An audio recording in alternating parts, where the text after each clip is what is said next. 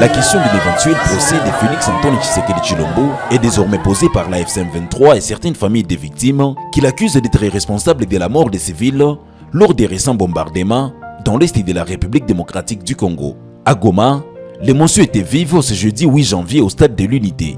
L'Alliance Fleuve Congo, mouvement du 23 mars, AFC M23, a procédé à l'inhumation de plusieurs civils morts lors des récents bombardements et a touché des zones habitées, des cercueils alignés, des visages marqués par la douleur et des familles inconsolables. La cérémonie s'est déroulée dans une atmosphère lourde, ponctuée de prières, de pleurs et de prises de parole. Dans son intervention, le gouverneur de la province du Nord Kivu, nommé par l'administration de la FC M23, M. Bahati Musanga Erasto, a exprimé sa compassion aux familles endeuillées. Il estimait que les victimes présentées lors de cette cérémonie ne constitueraient, selon lui, qu'une partie des civils qui continueraient de mourir quotidiennement dans l'est de la RDC. Il a mis en cause le pouvoir central de Kinshasa, accusant le président Félix Antoine Tshisekedi Tshilombo d'être responsable de ces violences, des accusations rejetées par le gouvernement congolais. Le gouverneur du Nord Kivu, Bahati Musanga Erasto, a également dénoncé ce qu'il qualifie de silence de la communauté internationale face à la situation sécuritaire dans plusieurs zones du pays, citant notamment Minembwe et Masisi. Mbele ya kwanza tunapana mkono wa pole kwa familia zenye zilipoteza watu, lakini tunapoteza watu kila siku. Mumesikia wanasema Minembwe, hapa wenye wanasema ni vya kidogo hivi, na sasa tuko hapa hivi, kuko fasi nyingine kwenye Kisekedi kuna watu wanaua watu kila siku. Sasa tunataka toka hapa, mtasikia wataua plus de 50 wanauaka kila siku. Yeye kuua ni kawaida, lakini tunaweza waomba kitu kimoya, hivi vitu vitupatie nguvu za kusimamisha hii mauaji. Community international iko naoni na nyamanza, sisi wenyewe muko naona venye Kisekedi iko nafanya. Hii ni eshantio, kuko watu wenye wanasema wa Minembwe wenye wanakufaka wenye hakuna journaliste mwenye anapafikaka, na kuko watu wenye wanakufaka mama sisi fasi kwenye hakufike barabara wanazikiwa kule. Ile yote masakre yenye Kisekedi iko nafanya. Mimi ninaweza omba population yetu tuungane, itupatie nguvu juu tusimamishe hii mauaji. Kama Kisekedi hataenda kusepe hii, sie tu create tribunali yetu hapa ya kutia ndani Kisekedi na bande yake yenye namaliza watu.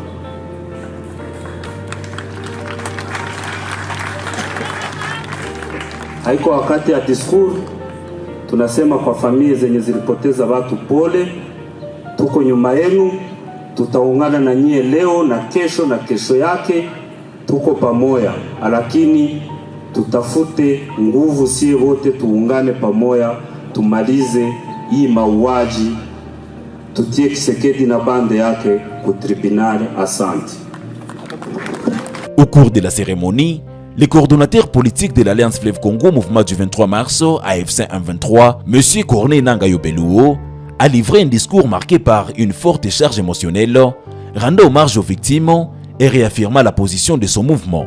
Dans son allocution, Corneille Nangaa Yobbeluo a accusé le régime de Kinshasa d'être à l'origine des bombardements qu'il qualifie d'aveugles et d'incriminés contre les populations civiles.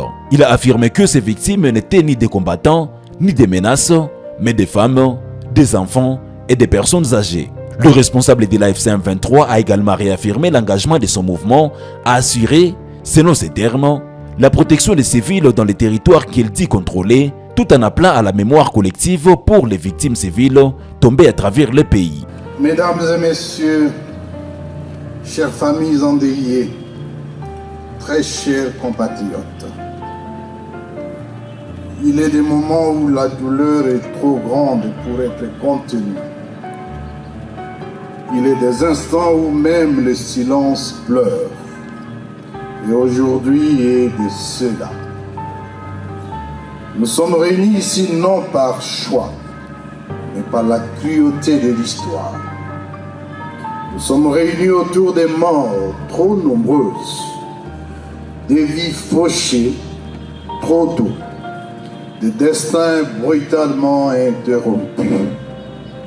Une fois de plus, M. Tshisekedi et son régime tribal a tué. Il a tué sans voir. Il a tué sans entendre les cris. Il a tué sans distinguer l'ennemi de l'innocent. Par des bombardements aveugles et indiscriminés, il a semé la mort là où il n'y avait que des civils, des femmes portant la vie, des enfants portant l'avenir, des vieillards portant la mémoire, des êtres sans défense, dont le seul tort fut de se trouver dans un espace libéré. Comme si vivre hors de leur domination était devenu une faute suprême. Comme si aspirer à la liberté équivalait désormais à une condamnation à mort. Ces bombes n'ont pas seulement détruit des maisons, elles ont détruit des rêves. Elles ont anéanti des projets de vie, des rêves d'enfants, des espoirs de mères. Elles ont anéanti des projets de vie. Le régime tribal et illégitime de Kinshasa a arraché à la vie les rêves de toutes ces victimes, emportées par une folie meurtrière qui ne respecte ni l'âge, ni le sexe, ni l'innocence. Aujourd'hui, ce n'est pas seulement Massissi, ce n'est pas seulement un village qui pleure, ce n'est pas seulement une communauté qui saigne. Aujourd'hui est un grand jour de deuil pour toute notre nation meurtrie.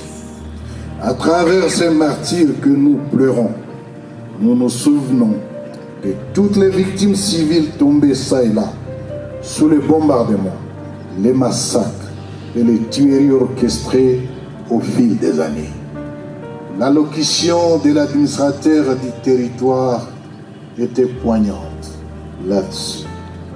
Pendant que nous rendons hommage aujourd'hui aux compatriotes massacrés par le régime tyrannique de Kinshasa, d'autres compatriotes sont victimes de massacres et exactions répétées dans les zones sous occupation du régime de Kinshasa et non encore libérées, notamment par les groupes EDF, Codeco ainsi que les mercenaires étrangers et des milices à Beni, à Lubero, et surtout en Ituri, par les milices Mobondo, au Maindo, au Kwang, Queen et à Maluku, les Kuluna à Kinshasa et les forces du progrès de l'UDPS. Elles sont nombreuses, trop nombreuses. Et chacune d'elles mérite que son nom résonne dans notre mémoire collective. Je tiens à rassurer solennellement, au nom de l'Alliance Fleuve Congo, mouvement du 23 mars, les populations des territoires libérés, l'AFCM 23 demeure pleinement engagée à assurer leur protection contre toute menace, d'où qu'elle provienne. La sécurité des civils, la préservation de leur dignité et le respect de leurs droits fondamentaux constituent des priorités absolues de notre révolution constitutionnelle. Le message clair des populations exprimant leur refus de retour des forces responsables du chaos et de l'insécurité a été entendu. Les territoires libérés doivent demeurer des espaces de paix, d'unité, de sécurité et de vivre ensemble, sans exclusion, sans haine et sans persécution. Ne laissons personne réduire ces morts à des simples statistiques. Derrière chaque victime, il y a une histoire. Un enfant qui rêvait de devenir médecin, un autre avocat ou encore un homme d'affaires. Une mère qui se battait pour nourrir les siens. Un père qui espérait simplement voir des enfants grandir en paix. Ils n'étaient pas des combattants, ils n'étaient pas des menaces, ils étaient la vie même. l'entende clair ici et ailleurs. La légitimité mensongère, politique, dont se prévaut le régime de Kinshasa ne lui donne aucun droit de tuer la population. Aucune élection, aucune reconnaissance internationale, aucun slogan patriotique ne peut justifier la menace des civils, le massacre des civils. Un pouvoir qui bombarde son peuple perd toute légitimité morale. Un État qui tue ses enfants se condamne devant l'histoire. En cet instant de profonde affliction, l'AFSM 23 exprime sa compassion la plus sincère et la plus profonde aux familles endeuillées. Nous savons que les mots sont faibles face à la perte d'un être cher. Nous savons que rien ne remplacera une mère, un enfant, un époux ou une sœur. Mais nous voulons que vous sachiez ceci, votre douleur est la nôtre. Nous pleurons avec vous, nous portons ce deuil avec vous et nous refusons que votre souffrance soit ignorée ou banalisée. Aux veuves inconsolables, aux orphelins meurtris, aux familles brisées, nous disons, vous n'êtes pas seuls. Votre peine est inscrite dans notre conscience collective. Votre cri ne tombera pas dans l'oubli. Devant ces cercueils, devant ces âmes arrachées à la vie, nous réaffirmons solennellement notre engagement. L'AFC M23 demeure engagé à protéger la population, à préserver sa dignité, à défendre son droit fondamental à la vie et à la sécurité. Nous resterons aux côtés du peuple dans l'épreuve, non par calcul politique, mais par devoir moral et humain. La dignité humaine n'est pas négociable. La vie des civils n'est pas une variable d'ajustement. En nos martyrs, nous adressons ces mots. Vous êtes tombés, mais vous n'êtes pas oubliés. Votre sang n'effacera pas la vérité. Votre mémoire vivra dans la conscience de ceux qui refusent l'injustice et l'inhumanité. Que vos âmes reposent en paix. Que la terre de nos ancêtres vous soit légère. Et que notre responsabilité envers les vivants soit à la hauteur du sacrifice des morts. Je vous remercie.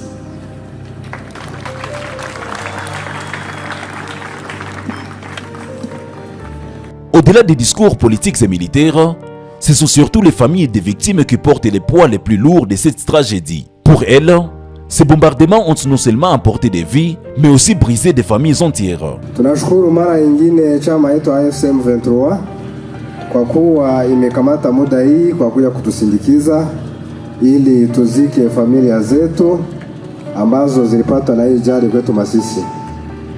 Ile tarehe 2 ya mwezi ya kwanza hii mwaka tulipata shida nguvu sana, kwani yeye Kisegeti kabisa iko sawa, siwe kama watu wanamuita president namna gani.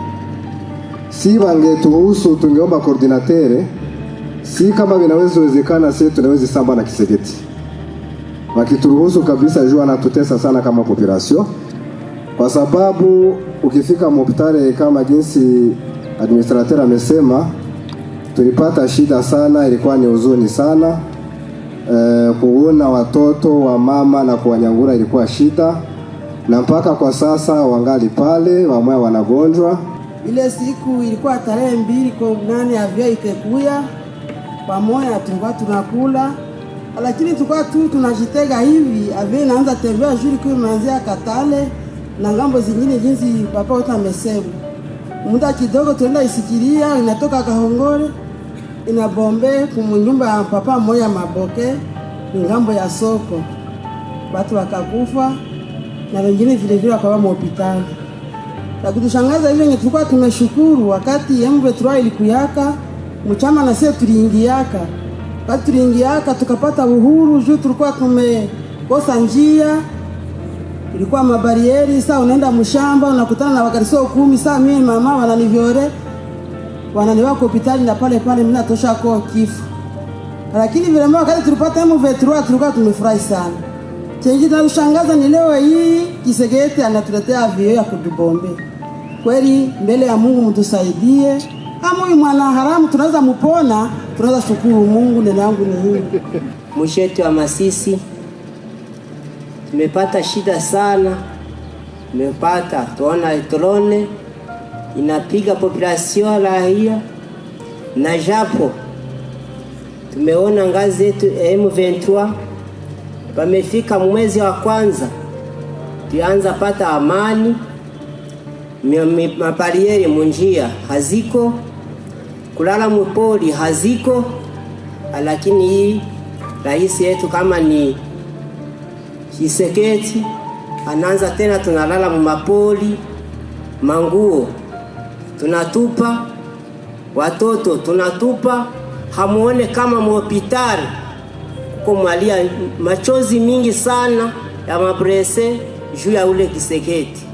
Tunaomba M23 na ngazi zote zenye ziko hapa watusaidie kutetea, tuone kama mji wetu wa Masisi tunaweza pata amani. Il s'est à signaler que cette cérémonie d'inhumation intervient dans un contexte sécuritaire toujours tendu dans l'est de la RDC, où les responsables des violences continuent de faire l'objet de versions contradictoires entre différents acteurs du conflit. Pendant ce temps, les civils restent, une fois de plus, les premières victimes d'un conflit qui n'en finit pas.